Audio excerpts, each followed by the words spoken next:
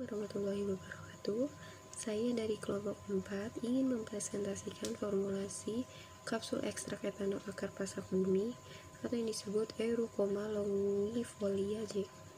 Bersama rekan saya Jihatul Akbar 2018-51136 dan saya sendiri Rati Handayani 2018-51230.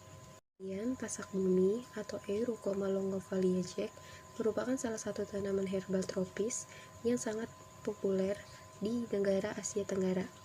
Akar pasak bumi memiliki potensi untuk dikembangkan menjadi obat tradisional yang berfungsi sebagai antihipertensi, antipiretik, afrodisiaka, dan suplemen kesehatan.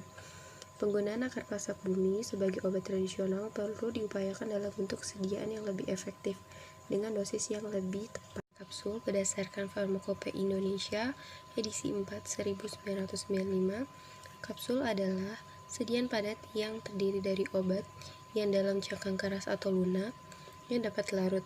Cangkang umumnya terbuat dari gelatin, tetapi dapat juga terbuat dari pati atau bahan lain yang sesuai. Akar pasak bumi. Kingdom Plantae tumbuhan. Subkingdom Tracebionta tumbuhan berpembuluh.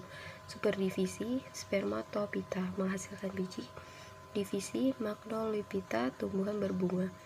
Kelasnya Magnolopsida berkeping dua atau dikotil. Subkelas Rhosidae. Ordo Sapindalis. Famili Cimarobaceae. Genus Eurycoma. Spesies Eurycoma longifolia J. Nama lokalnya akar pasak bumi. Tanaman pasak bumi ada beberapa bagian. Yang pertama, bagian daun. Setiap ranting pohon memiliki daun yang majemuk dengan jumlah 30-40 lembar. Daun memiliki lebar 6-15 cm dan panjangnya 15-20 cm. Bagian kedua, bagian akar dan buah. Akar memiliki akar tunjang hingga kedalaman 2 meter. Buah pasak bumi memiliki warna hijau gelap, bahkan terkesan agak menghitam.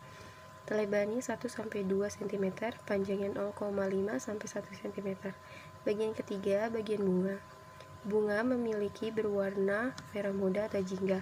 Permukaan terdapat bulu dan benjolan yang timbul di bagian ujung. Memiliki lebar 0, cm. Pasak bumi yang pertama, senyawa cantin yang berfungsi untuk menghambat terjadinya pertumbuhan sel kanker. Yang kedua, senyawa turunan eukomanone yang berfungsi sebagai anti malaria. Yang ketiga, senyawa etanol yang berperan sebagai afrodisiaka. Yang keempat, senyawa quasinoid yang sangat ampuh sebagai anti leukemia dan prospektif untuk penderita penyakit HIV. Akar pasak bumi Eucormanone, Eucomalactone, 14-15 dihydroquinone, 9 methoxanthin 6-1 quasinoid, xanthin 6-1 alkaloida, bicarbolin alkaloid, tiroklane tipe triterpen, sukulen derivat sukulen tipe triterpen, bipeniologina 13 beta 21 dihidroksirokomanol 5A 164 delta 15 delta dihidroksikalaninon Eurycomanol 20 delta di glukopiranosid, natrium sirinate, sodium pihidroksibenzoat, nikotin asid, adenosin, guanison, timidin, eutro 1C, singring liglycerol, tero 1C, siriglycerol, eitro guasilglycerol, treo guasilglycerol,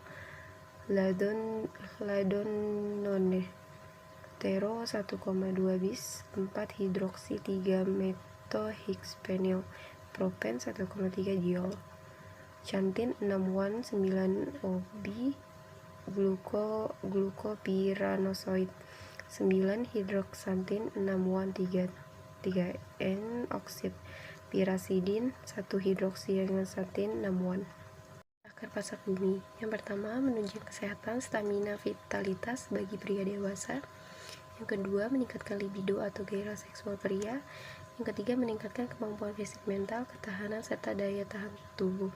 Yang keempat, meningkatkan jumlah dan kadar hormon testosteron dan mencegah penuaan.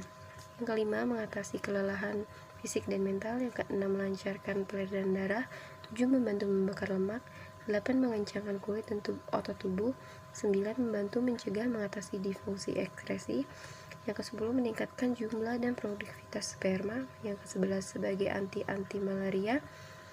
Yang ke-12, mengatasi sifilis, ulcer, luka, dan bisul. Yang ke-13, mengatasi gusi berdarah. 14, sebagai antipiretik. 15, mengobati pembengkakan kelenjar. 16, mengobati peredaran. 17, sebagai tonik atau vitamin untuk ibu pasca melahirkan. 18, mengobati diare dan demam. 19, mengobati batuk kronis. 20, mengatasi hipertensi dan nyeri tulang. Pasak bumi. Akar pasak bumi secara signifikan dapat meningkatkan jumlah testosteron dan progesteron yang diproduksi oleh testis tikus. Selain itu, ekstrak akar pasak bumi dapat mengaktifkan enzim yang mengkonversi pregnolon menjadi progesteron dan mengkonversi 17-OH pregnolon menjadi dehidroepiandrotestosteron dan kemudian menjadi testosteron. Testosteron secara klinis dapat mengurangi kejadian miocard iskemi pada pasien dengan angina koroner dengan dilatasi arteri dan meningkatkan aliran darah koroner. Hormon ini juga menghasilkan relaksasi arteri pada kontrol sehat, pasien dengan gagal jantung, dan laki-laki dengan disfungsi androgen. Formula kapsul ekstrak etanol akar pasak bumi. Komponen yang pertama, ekstrak kental. Formula 300 mg, fungsi zat aktif. Vivapur 101, formula 300 ml, berfungsi sebagai adsorben. Amilum jagung, formula 58 ml, fungsi pengisi. Aerosil, formula 3%, fungsi sebagai adsorben. Talc, formula 2%, fungsi glidan. Mg citrat, formula 1%, fungsi lubrikan. Bobot total 700 mg. Ekstrak kental dikeringkan dengan penambahan Vivapur 101, amilomyidis, talc, Mg citrat, dan aerosil. Memasukkan campuran tersebut ke dalam cangkang kapsul gelatin. Sediaan dievaluasi keseragaman bobotnya, waktu hancur, dan higroskopisnya. Bahan formulasi. Penelitian ini menggunakan desain penelitian eksperimental untuk memperoleh formula kapsul ekstrak etanol akar pasak bumi yang tepat. Uji klinik pada manusia sehat menggunakan desain pre-post treatment. Bahan yang digunakan dalam penelitian ini adalah akar pasak bumi Eucoma longifolia Jack yang diperoleh dari Kalimantan Selatan, etanol 70%, Vivapur 101, talc, Mg citrat, aerosil, bahan amilomyidis, dan cangkang kapsul gelatin diperoleh dari Baratasem, Yogyakarta. Ekstraksi kapsul akar pasak bumi. Akar pasak bumi dikeringkan di laboratorium dan dihaluskan menjadi serbuk. Lalu lakukan pemeriksaan standarisasi simplisia. Selanjutnya, pembuatan ekstrak dilakukan dengan merendam 2,5 kg serbuk ke dalam etanol 70% sebanyak 8 liter, diaduk dengan steril selama 3 jam, kemudian didiamkan selama 24 jam. Filtrat diuapkan dengan rotary evaporator dengan suhu 60 derajat Celcius sampai diperoleh ekstrak kental. Proses ekstraksi dilakukan sebanyak 8 kali untuk memperoleh jumlah ekstrak yang lebih banyak. Jadi adalah bahan yang bersifat higroskopis sehingga mudah menyerap air. Dalam hal ini, sediaan dapat tetap stabil dikarenakan penggunaan Vivapur 101 sebagai pembuatan serbuk ekstrak. Vivapur ini juga memiliki sifat sebagai adsorben. Jumlah penggunaan yang cukup besar dengan perbandingan ekstrak kental Vivapur 101 banding 1:1, menghasilkan serbuk kering, sediaan lebih kering halus, mudah homogen dan stabil. Selain itu, penambahan aerosil sebagai adsorben untuk melindungi bahan berkhasiat dari pengaruh kelembapan membantu meningkatkan homogenitas campuran dan menghindari lembab akibat reaksi antar bahan. Baik, saya lanjutkan. Uji klinik ini menggunakan desain pre-post treatment dari parameter nilai tekanan darah, heart rate, respirator rate, suhu tubuh, dan berat badan dari probandus diukur sebelum uh, kurang lebih ke 0 dan sesuai konsumsi MSI kapasitas 300 mg ekstrak etanol akar pasak bumi. Nah, selama 14 hari atau sampai 15 hari ada adapun kriteria inklusi dari penelitian ini itu yaitu probandusnya yang dibuktikan dengan surat keterangan surat keterangan sehat, dia tidak merokok dan tidak mengkonsumsi MSI obat dan tidak mengkonsumsi MSI vitamin atau suplemen kesehatan, dan laki-laki dan wanita berumur 18 tahun sampai 55 tahun serta bersedia menjadi subjek.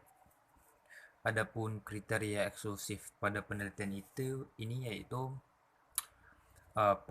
probandusnya itu tidak kooperatif selama penelitian berlangsung, wanita hamil dan wanita menyusui, pemeriksaan vital SING dilakukan oleh dokter yang memiliki izin praktek.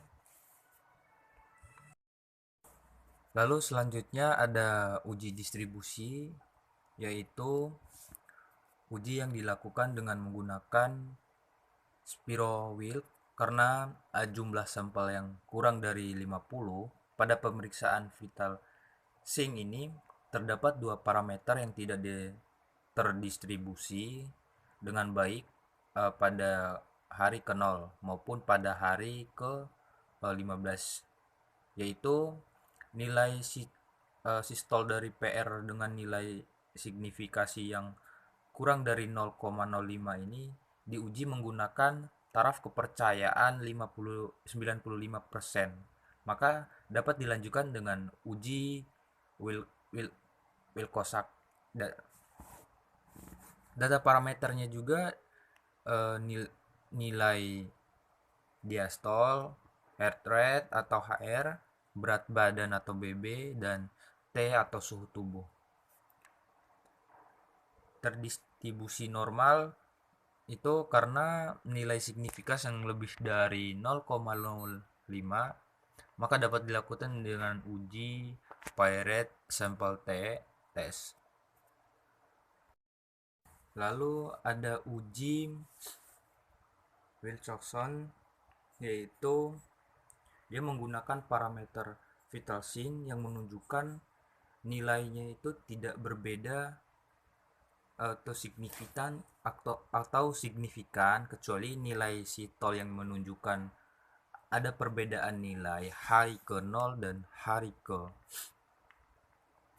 ke-15 setelah probandus diberikan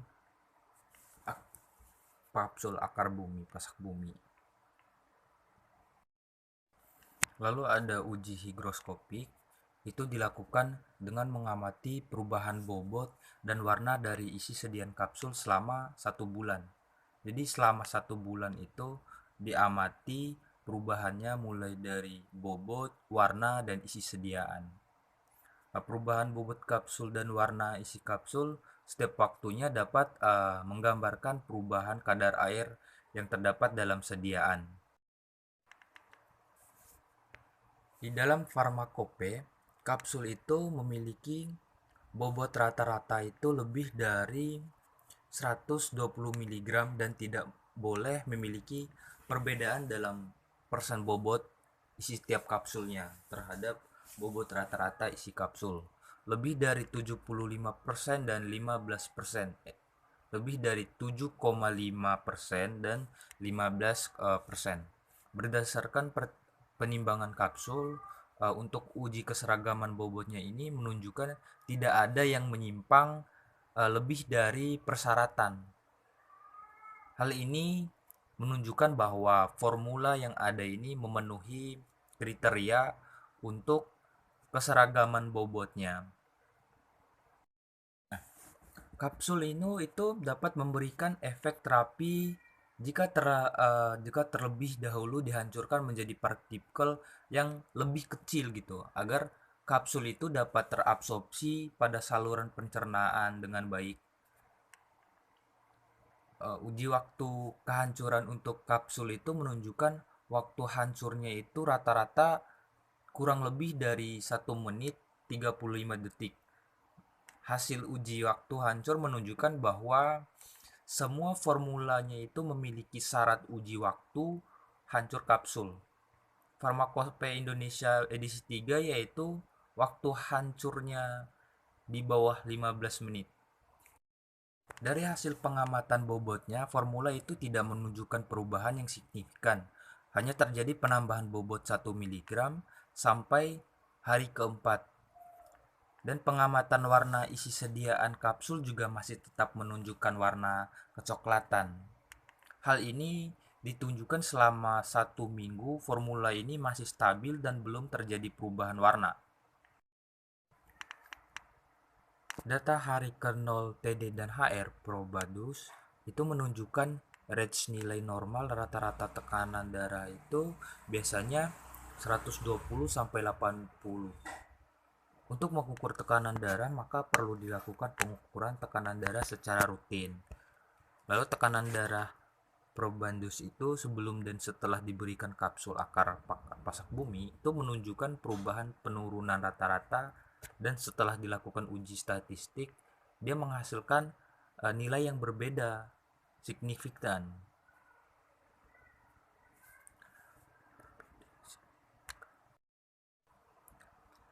Hal ini sejalan dengan hasil penelitian pada tikus terhadap relaksasi aorta yang memiliki nunjuk hasil bahwa ekstra etanol akar pasak bumi menyebabkan vasodilatasi pembuluh sehingga dapat menurunkan tekanan darah. Usia muda prevalensi hipertensi lebih tinggi pada pria dibandingkan pada wanita, sedangkan pada usia lanjut tekanan darah itu lebih tinggi daripada wanita dibandingkan dengan pria.